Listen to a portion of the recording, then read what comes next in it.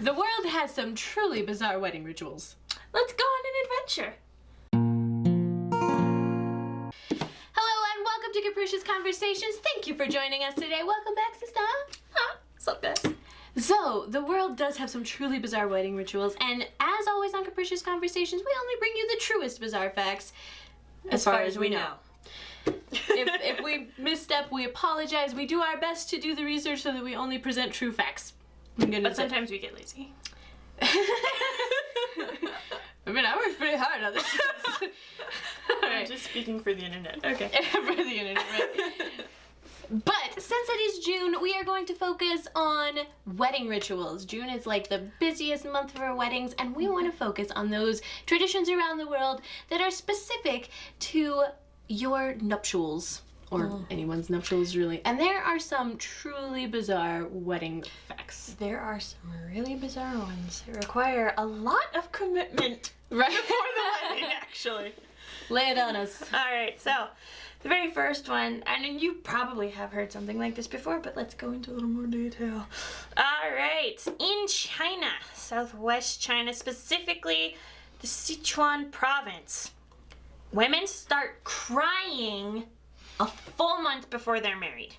They cry for 1 hour every single night before their wedding. And this isn't just a few little, "Ooh, I'm getting married, I don't know what I'm gonna do." It's just like, what? Kind of wailing. Full-blown weeping, wailing. 10 days into the month, not only is the bride doing it, but so is her mother. Night after that, grandma joins in. Night after that, some aunties. Night after that, bride-to-be's mother. Till all the women in the family are wailing, weeping 1 hour each night until the wedding. Now you might think, gee, that's a weird tradition. Why do they do that? I was wondering, because it sounds like, I mean, if you're getting married, shouldn't it be a happy thing? Well, there is a reason, Okay. and it was started by Chinese royalty. Okay. A Chinese princess was getting married, and the mother completely lost it. She was wailing like a baby, dropped to her knees, which is something you didn't do because that was a peasant thing. But because she was royalty and because it was a wedding, everybody thought, ooh, that must be the fashion and the style. And this went on for about 1,000 years or so. Wow. And it's still going on today. So now you married a Chinese fella Yes, I did. who is from Hong Kong, and did you participate in this weeping? It was not for us, no. So, I mean, this is, Southwest Wasn't China. there was some like Southwest hair China. brushing or something? Oh yeah, we had a couple wedding night and wedding day rituals that we had to do, but those are kind of private. It's not private in that way, but you're not just supposed to talk about it. Oh, I see. Yeah. So she married a Chinese fella, but we are Scottish, true blue Scots. Like, if you've ever seen the movie Brave, it's like watching a Farquhar family reunion. I kid you not. That is our a little family. freaky. It's a little scary. One of the wedding traditions that we have in Scotland is called blackening the bride, and We did not participate. I don't know why we do this, but we do. So, at some point, either in the lead up to the wedding or after this actual ceremony, some of the more morally questionable friends will kidnap the bride, and then they will just like throw crap on her. And like sometimes it's actual crap. There's like garbage water, there's like old rotten food, like pig slop and stuff, and they just like throw all this stuff on the bride. And there's a couple variations where actually the groom will get involved. Yes. But what they'll do is they'll tie them together and throw them in the back of a pickup truck or a tub so that they can't escape this blackening. This blackening, and then they just like, and part of the thing is Scots love to throw stuff. I defy you to find a Scottish child that will not find a rock, and instead of kicking it or looking at the beauty of it, no, we pick it up and we throw it as far as we can. That's just As hard as we can, as far as we can. It's just a thing. Scottish people love to throw stuff, and apparently that also pertains to crap on your wedding day. You know, We didn't do that at my wedding. But the thought is that if the bride and groom can survive this blackening, then their marriage will be strong and last forever. So the friends are like, but you can survive each other. if you can survive being covered in crap, then you can survive marriage. All the crap that life throws at you. Exactly. There you go. It's kind of a metaphor, and it's beautiful if you think about it that way. It's beautiful. So, go for it if you want to, guys. I'm not suggesting it. All right. Okay. Well, I only have 2, so you can go again. Oh, okay. So, another one that involves covering the bride with something is a Maasai tradition in Kenya. Okay. And it's like, I thought it was just the groom or the bride's father, but it's actually all the males of the village. And what they'll do is they'll get together and as like, it's supposed to be like a blessing for fertility or something, but what they do is they all get together and they spit on the bride. Oh. Like, just spit on her. They shave her head and they spit on her. Okay. Like all the dudes in the village get together and they spit on her. They spit on her head, and then the father will also spit on her breast to bless her for fertility. And then once they're married, the husband doesn't stay in the same house as his wife for like 3 days until his mother-in-law also shaves her head, and then it's like, now you're part of the family and you can be together. And so she just then go bathe and they can be together. So you don't get a honeymoon night? No, it's like 3 days of laying there covered in spit. But it's supposed to be a blessing. Okay. It's supposed to be a blessing. Not very appealing sounding to me personally. Really bizarre. Actually, some of these are really not appealing to me. I don't think I could cry on demand for a whole month. That's what I was thinking of. Like, how do you just make yourself weep like that? Do you just think my tongue is tongue's dead?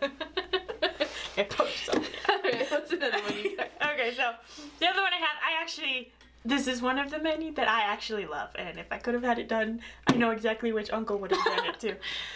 Okay, this is a Bulgarian tradition.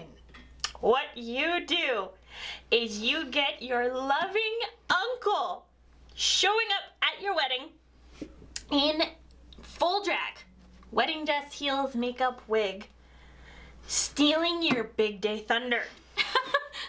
Yep, that's what he's doing. He is there at your wedding to make a scene, to get everybody's attention on him. Why? This is... Why does he do that? Traditionally, before the wedding, Bulgarian brides will ask their favorite family member, usually their uncle, which is what they say. They'll blacken their face and play the role of the strashnik, or the frightening one. Just as you get ready to make your big entrance, the strashnik leaps out of the bushes and makes everybody look at him as he causes a scene at your wedding. He will then throw dried dung at the wedding guests. Oh, gosh. While wielding an animal bone. What is it with throwing poo at weddings, And while he conducts this freak show, the bride quietly sneaks all the way up to the front of the altar. Nobody noticing. Why does he do this, though? It's to ward off evil spirits and the evil eye any gifts might try and give the bride to curse the couple. So he's actually doing them a favor. Yep, it is to stop any jealousy-driven curses and any evil spirits that may try and infiltrate while they are vulnerable as they celebrate. Interesting. So while you're being praised and adored, they believe that it's when you're most vulnerable. Wedding ceremony is just asking for trouble. Apparently, right? So you call Uncle Nutso in, dresses up, steals your thunder, and you can live happily ever after.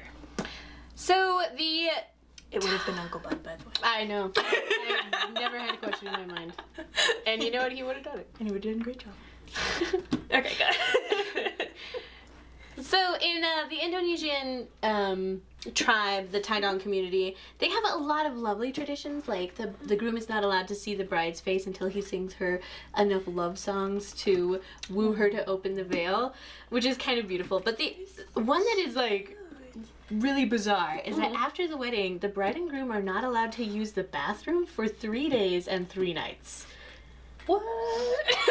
I don't know why. I think it's another like warding off the evil spirits thing, but because it's like going to the bathroom is associated with like infidelity and infertility and problems in the marriage and things like this. So after they're married, like people sit with them. So you don't get to eat at your reception? No. Uh-oh. At least not very much. You only get to eat enough food that to like keep you alive and enough water so that you don't like pass out and die. Okay. But people like babysit them for 3 days and 3 nights to make sure that they don't go to the bathroom. Wow. I'm like, that is a long time to not go to the bathroom. Like, I've done fasting before for like 3 days and not eaten, but during that time I have definitely used the loo. I cannot, you drink I cannot imagine not going to the bathroom for 3 days. I mean, there's got to be some really intense circumstances, like. Right? Getting married is not something that I think would stop that for me. I don't know, but it's like a thing that they've done for like a very, very long time, and apparently it can be done. Tradition. Okay, apparently it can be done. And the last one, right? Sorry. Who knows? The last one is in South Korea, and it used to be. I think this used to be like a serious, like you better keep to the beat or we're gonna come after you kind of thing. Okay. But in South Korea, the family, all the men in the family will take the groom and they'll either like lash his feet on either side of a pole or they like, just lay him on his back or whatever. But then they beat his feet with tree branches and like switches and sometimes fish. Okay, you lost me at the fish. No, but they do this. Okay. With tree branches and fish. And they beat him on the feet. And like in old times it was on, like the bottoms of his bottoms of his feet, yeah. They stick up the bottoms of his feet and beat him. I guess in old times it was, and it's supposed to like prove their character, like, if they can not cry out, if they can take a beating on their feet. If they can take a whipping from a fish. Python's fish dance. Sorry. Keep going. But apparently if they can do that, then they will be good husbands, and they do this while he's like walking down the aisles when they grab him and then beat his feet, and then he can go back to the wedding. I'm not exactly sure why. Apparently now it's a lot more of just like a fun-loving thing. Yeah, it's kind of traditional. But back in the day, it was like a serious thing to have a foot beating on your wedding day. Okay. So, which I mean, like in Scottish culture, I know that like our fathers are like, "Hey man, welcome to the family, and if you don't live up to it, I will find you and I will hurt you," kind of a thing. Like this, they jump the gun a little bit, and it's like not even waiting until you hurt her. I'm gonna beat your feet right now. And there you go. And you keep that in the back of your mind all the rest of your life with a fish.